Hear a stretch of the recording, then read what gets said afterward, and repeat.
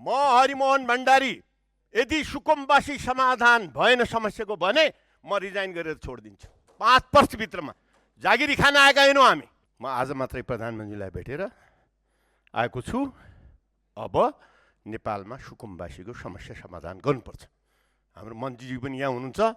अब कुनै व्यक्ति पनि घरबार बिन हुनु हुँदैन। म ठोकका साथ भन्दछु, जसले यो राज्यलाई असर हुने गरी गरेका छैनन् ती सुकुम्बासीहरू यथावस्थामा बस्न म लगायत हाम्रो सम्पूर्ण सांसद तयार छौँ। उहाँले घर छोड्नु पर्ने अवस्था आउँदैन। 1, 2, 3 यो ठोको हो।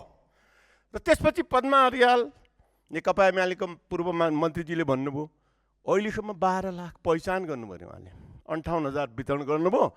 त्यसमा उहाँका करिब कति कार्यकर्ताले पाए त्यो थाहा छ, हामीलाई पनि थाहा छ। अब त्यो हुँदैन। यसै पाली गरिदिन्छौँ हामी 12 लाख होइन, हामी 30 लाख गरिदिन्छौँ पहिचान अनि वितरण गरिदिन्छौँ विदिन 2 इयर। हेर्नुहोस् हामी गरिदिन्छौँ। 46 सालदेखिको उपलब्धि हो त्यो।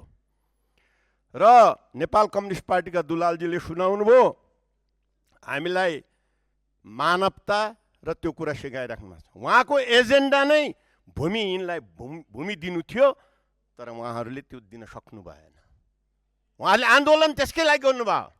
यहाँ गफ गरेर केही हुनेवाला छैन। हामी काम गरेर देखाउँछौँ।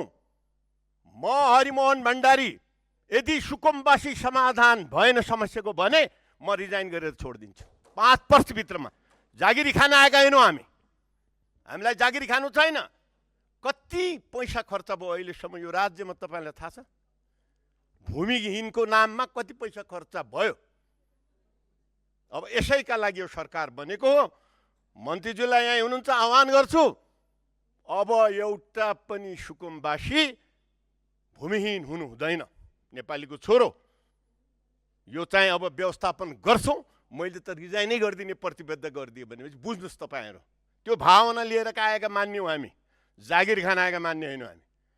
यो देश बनाउनु पर्छ। यहाँ बसका लागि